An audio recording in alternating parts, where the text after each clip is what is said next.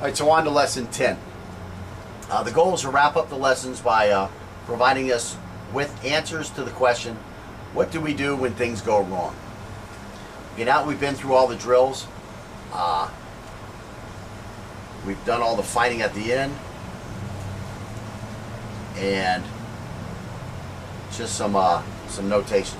First off, learning to get a car down the street is not enough skill to get you qualified for the Indy 500.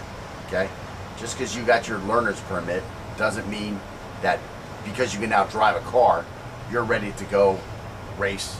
Indy 500 would be pretty easy. That's just left turns, right? Yeah. Daytona, not too tough. What's a tougher racetrack? What, that one in New York? Daytona is actually one of the toughest ones. Yeah, but it's just circles. Oh, you're talking about like a street course? Yeah, like a street course. I mean, Yeah. that would definitely, you definitely wouldn't be ready for a street course. Yeah. I mean, you could probably do the Indy 500 or the Daytona 500, but you're not going to win. Right, you won't win. Yeah. But yeah, doing like a street Still course with knowing how to do bank turns, that's probably kind of tough. call it like a GT race. Yeah, GT race. I mean, you're not going to have a chance at all. Okay, so anyways, it's not enough skill to get us qualified for the Indy 500. And though we have more skill than most people who carry knives, death could be the result of finding out we weren't qualified to take on the threat in front of us. So that's the first thing. You know, when you look at what do we do when things go wrong, well, you better make sure that you're qualified for the depth of the water at the area of the pool where you're ready to jump into. Yeah. Is that a good analogy? That was a good analogy. On the fly. Remember, these skills must become conditioned reflexes. If we are thinking, what stance is he in and what attack am I supposed to be using, then things are already going wrong. Right? Having just finished the course, we may not be ready to go out and take on all comers with knife in hand. We have been introduced to the basics of knife fighting, and our success depends on our comfort level and familiarity with the concepts. Of course, through this course, you're doing more than just the basics. Mm-hmm. The basics were over by lesson 3. Then we started getting intermediate, 4, 5, 6, 7, 8, 9, 10. We pretty much, 7, 8, 9, we pretty much were advanced. I mean, we're knife fighting with a degree of intensity and skill. Intensity and skill, right. So we definitely got to where I would call you, right at the advanced line. You know what I'm saying? Thank you. So anyways, if we worked hard on all the concepts, we're a lot further along than someone who just walked through them, and that's the big thing. We worked hard on all the concepts, and we did all the concepts. I mean, there's really nothing else I can think about at this point. Whereas, like I say, if I was given this course, like the course that I gave Mark, was just get him through everything, make sure he understands everything, make sure he can do everything with a reasonable level of skill, but we didn't really pound on stuff the way we pounded on stuff, and just, we just beat the horse dead every time on every concept. So anyways, the first milestone is being ready. The first milestone to being ready is that we can do the area defense and attacks against the arm attacker effectively without having to think about them. Going through the course again as an instructor is highly advised. So again, that's the first thing I advise is, now that you've gone through the course with somebody, go take another raw person through the course with somebody. Again, that's Kodokan Jiu-Jitsu. We have senior teaches junior, but believe me, in that process, the junior is teaching the senior just as much, especially your first time through as the instructor. You pick up as much from watching this guy do stuff and having to explain it to him, and then all of a sudden you start picking up a lot of details. You're picking up as many details as he's picking up broad concepts, as you do it. So that's definitely critical to take somebody through the course yourself now that you've been through the course. And again, that's a principle of Kodokan Jiu-Jitsu. Senior teaches junior. But again, like I say, it's both ways. That works both ways. So anyways, when we can immediately perform an effective attack or defense by immediately recognize which is required the instant that Tori steps into contact distance, that is a conditioned reflex. Again, when our hand touches something hot, we touch it, we don't have to think, that is hot. I'm being burned. What should I do? Oh yeah, I have to move my hand. And then we move our hand. It doesn't happen like that. You feel something hot and immediately you know what to do, and that's get your hand off and look for where the danger is. So that's the way it needs to be. When this guy pulls a knife, you need to immediately know I need to go this way or that way, and I'm either going to come in on him or I'm going to back away and wait for his attack and counter the attack. And when I counter the attack, I'm going to come in with this attack. I mean, that stuff has to be like programmed. It can't be, you know, what am I going to do? That's like I told you so many times. You know, when somebody comes at me, I have no clue what I'm going to do. Yeah. I don't want to have a clue what I'm going to do, because then I'm presupposing what he's going to do. Right. Okay? The situation has to evolve, and then I'm going to have instant responses come out. So I have no clue. I mean, like when those guys tried to jump me, you know, a couple weeks ago, you know, what would a smart thing been to do? Well, when I see this guy here and I see this guy hiding over there, the smart thing would have been to turn around, right? But I'm going to my car. Yeah, That's why I learned to do this stuff, so I can do what I want to do. So I start going down there. So right away, what am I doing? I'm looking at where they're at. Where's their positions?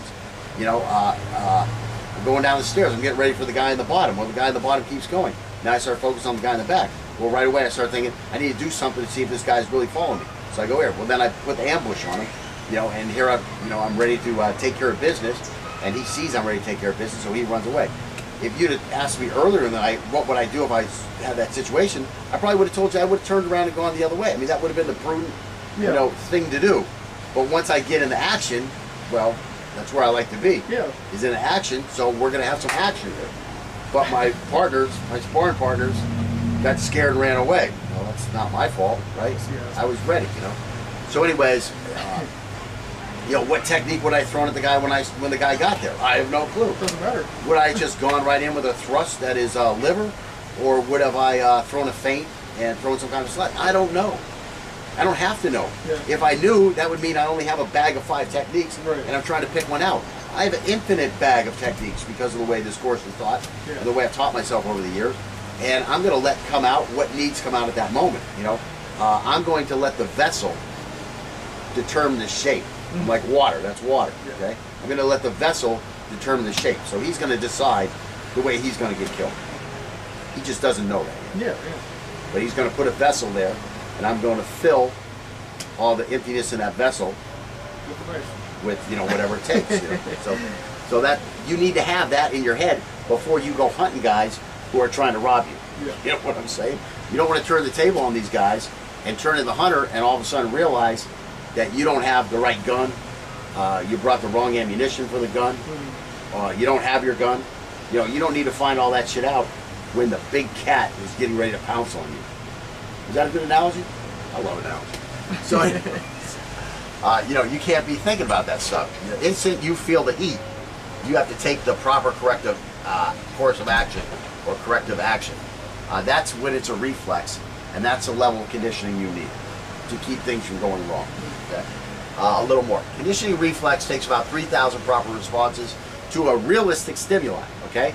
You can't say, okay, I'm going to do 3,000 reps now, throw the knife at me, and your buddy throws the knife like this. And each time you step and you cut, Yeah. and then you go, okay, I'm ready for the next one. And this stuff has to be fast. It has to be intense. That was one thing I really liked, was one thing that you kept doing. You're supposed to be attacking me when we were doing this stuff, and you were going to a zone 1 defense a lot, and actually effing me up better than you would have if you just came at me with the attack. Because then you would be defensive on me. Well, no, because I probably would have beat you to the attack, because I would have been able to fill the vessel quicker than you were. Okay. You know, you would have been looking for a target, whereas I would have already acquired my target, Yeah. made a decision, been in the action phase. You would have been like, where's a good target, where's a good target, where's a good target? And then I would have stabbed you 3 times. So that's where I think I would have had an advantage there. Right. But instead you attack me. But instead, because I'm attacking you so quickly, you're going to your go-to response, which is an angle 1 or a zone 1 or area 1 defense, and just chopping the shit out of me. I mean, that was my biggest problem, was how chopped up my empty hand was getting. You know, so that was a bit of a problem. I was still getting the kill in a lot of times, but the plausibility of would I have been able to continue that attack, because you were defanging me pretty effectively, you know, would have been up for debate by anybody who watched the video. You know, would I have been able to finish? Now there were a couple where I know I did finish the attack successfully, but when you went to that zone 1 defense, you were pretty darn effective also. And again, that's, you know, That's why you force this stuff on, where I'm just going to jump on you attack, Yeah. because it forces you to come out with an immediate response, and that's where you see the conditioned reflex. That's like, you know, we go shooting early in the morning Yeah. at these events, right? And I want other guys that I know to go shooting at these events, and they're all like, I'll be tired. I was up all night. I was tired. And I tell them, that's what you want to see. That's the guy you want to see on the range, is the tired guy who doesn't know what the fuck he's doing, Yeah. who can't keep his train of thought going, okay? Because what you're going to see instead is what's in there for a conditioned reflex. That's what you're going to see, the conditioned reflex. Right. I mean, you know that once the bullets get run out and you're not sure if you hit a stop plate on one of these competitions, and you know, do I need to reload? Should I reload? You know, what's the guy behind me saying? When you're trying to think about that in the morning, when you're freaking exhausted, and now you're trying to do the shooting too, it's a little overwhelming. I mean, you get in that ooh mode for a second, Right. where everything's slowing down. It's like, and you're like, what the fuck's happening? But fortunately, your hands are still moving, and you wind up racking something, and then you shoot another shot down range, and then you're like, okay, that was the stop plate, so Yeah. I'm done. Or, you know, Oh my god. I think that was the last target, I'm done. If you're trying to, you know, do an IDPA event, I mean, that's where you want to be. You want just stuff coming out, and stuff just keep coming out to deal with this situation when you can't even think about it. I mean, because believe me, this shit has hit the fan on me 1,000 times, you know, approximately, plus or minus, you know, another 1,000, I don't know. But you don't have time to think about shit. You got to do the next thing in front of you. Yeah. That's all you can do. Once you start thinking about shit, you're losing altogether, you know?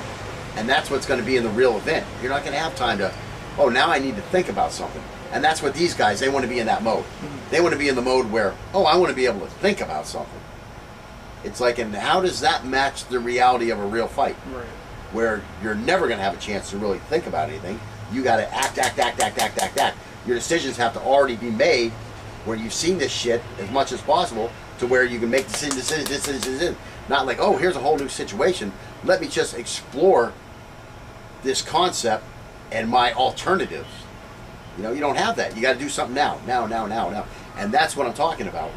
You know, if you are exploring concepts when a guy has a knife pulled on you,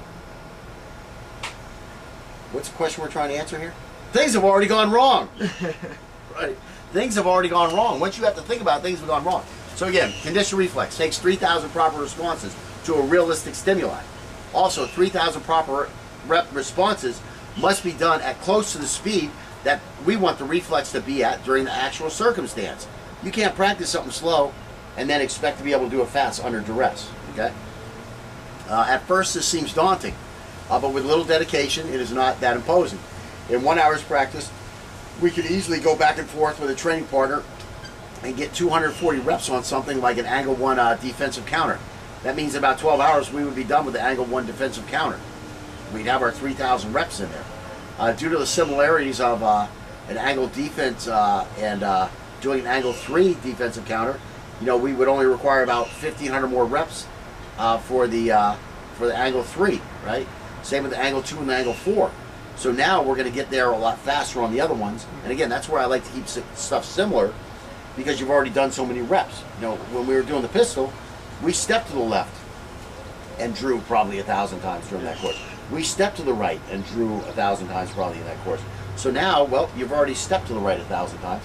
You just got to do a little different handwork instead of, drawing the weapon and getting it up. But what are you doing? You're drawing the weapon and you're coming to a high ready. What are you doing with the knife? You're drawing the knife, here it is, and you're slashing on angle 1 from the high ready. You know, so a lot of this stuff is the same. So that's why I try to keep it like that, is to keep that more similar. And again, when I wrote this, I used to really focus on angles 3 and angles 4. You know, now I don't focus on angles 3 and angle 4. So really, we're only looking at angles 1 and angles 2. So in 24 hours, you know, you've done all 24 hours of training. You've done all 3,000 reps. Yeah. Now, how long did it take us to do this course? Well, it took well over 24 hours of training to do this course. We're Right. probably in the 80-hour range, Yeah. you know, to complete this entire course. So, you know, and again, it's as good as you were at doing your angle 1 and angles 2 here, you know, under duress, you're probably there already. You've probably done 3,000 with all the shit we did here. Now, the best part is once you get to the conditioned reflex state, the maintenance to maintain that is very small or not even needed for the rest of your life. It's like you touch that hot thing. Do you need to train that? Right. You touch the hot, you touch out. Out! I mean, that's how quick it is, right? Now, if you only have these trained-in responses for zone 1 and zone 2, what the hell else could come out when you're under duress? Nothing else, that's all you have. So how hard is the maintenance? Well, the maintenance becomes simple. Do you even need the maintenance? Depends on how good that guy is with the knife in front of you. Right. You know, if he's not very good, you know, you're going to be able to get away with some shoddy technique. You know, do you want to take shoddy technique to the prom? You know, no. You want to be at your best, right? This is the big night, right? So you want to be at your best. So yeah, you would want to practice. You know, make sure you've been looking at the girly magazines. Make sure you've been working the muscle. You know, that type of stuff. Where you're going to be ready. This is the analogy you want to use. This is a bad analogy. So you're ready to go, right? Okay. So anyway, let's see. It has been our experience that after only 500 reps, we will definitely know that there is a great deal of improvement in our ability to complete the moves. We may already be in the conditioned reflex zone for some of the concepts and defenses after less than 1,000 reps because of similarities, again, what I was yapping about a second ago, the concepts and the reps we have already done doing the other drills in each lesson. When we have trained to the point where we have a conditioned reflex, there will be a lot less chance of something going wrong when we have to do the move for real. Japanese martial arts use the term no mind to describe acting in a conditioned reflex. This is because since there is no conscious thought involved, it appears that the concept occurs without the mind being involved. Well, what you're just not involving is the conscious mind, and that's the no mind.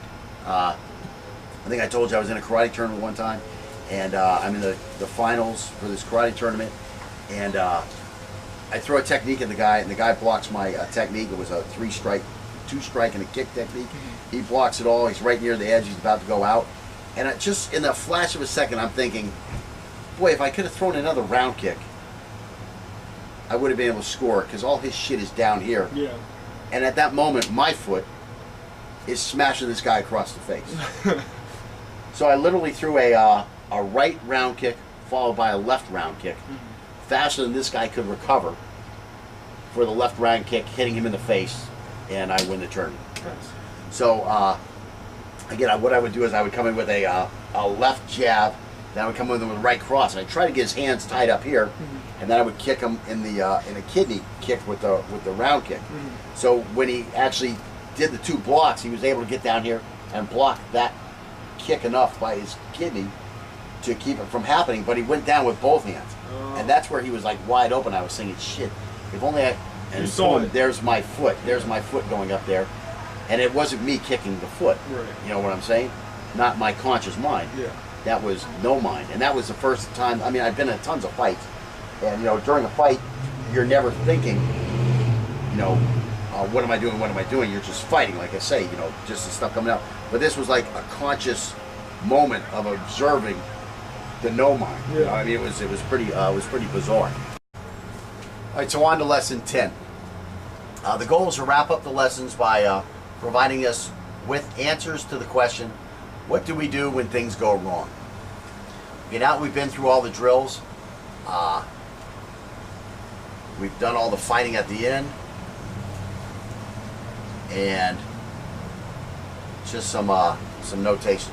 First off, learning to get a car down the street is not enough skill to get you qualified for the Indy 500. Okay, just because you got your learner's permit doesn't mean that because you can now drive a car, you're ready to go race Indy 500. Death could be the result of finding out we weren't qualified to take on the threat in front of us. So that's the first thing. You know, when you look at what do we do when things go wrong, well, you better make sure that you're qualified for the depth of the water at the area of the pool where you're ready to jump into. Yeah. Is that a good analogy? That was a good analogy on the fly. Remember, these skills must become conditioned reflexes. If we are thinking, what stance is he in and what attack am I supposed to be using, then things are already going wrong, right? Having just finished the course, we may not be ready to go out. It'd be pretty easy. That's just left turns, right? Yeah. Daytona, not too tough. What's a tougher racetrack? What, that one in New York? Daytona is actually one of the toughest ones. Yeah, but it's just circled. Oh, you're talking about like a street course. Yeah, like a street course. I mean, Yeah. that would definitely, you definitely wouldn't be ready for a street course. Yeah. I mean, you could probably do the Indy 500 or the Daytona 500, but you're not going to win. Right, you won't win. But yeah, doing like a street Still, course with Knowing how to do bank turns, that's probably kind of tough. call it like a GT race. Yeah, GT race. I mean, you're not going to have a chance at all. Okay, so anyways, it's not enough skill to get us qualified for the Indy 500. And though we have more skill than most people who carry knives, out and take on all comers with knife in hand. We have been instructed, introduced to the basics of knife fighting, and our success depends on our comfort level and familiarity with the concepts. You got, of course, through this course, you're doing more than just the basics. Mm-hmm. The basics were over by lesson 3. Then we started getting intermediate, 4, 5, 6, 7, 8, 9, 10. We pretty much, 7, 8, 9. We pretty much were advanced. I mean, we're knife fighting with a degree of Intensity and skill. intensity and skill, right? So we definitely got to where I would call you, right at the advanced line. You know what I'm saying? Thank you. So anyways, if we worked hard on all the concepts, we're a lot further along than someone who just walked through them, and that's the big thing. We worked hard on all the concepts, and we did all the concepts. I mean, there's really nothing else I can think about at this point. Whereas, like I say, if I was given this course, like the course that I gave Mark, was just get him through everything, Yeah. make sure he understands everything, make sure he can do everything with a reasonable level of skill. But we didn't really pound on stuff the way we pounded on stuff, and just, we just beat the horse dead every time on every concept. So anyways, the first milestone is being ready. The first milestone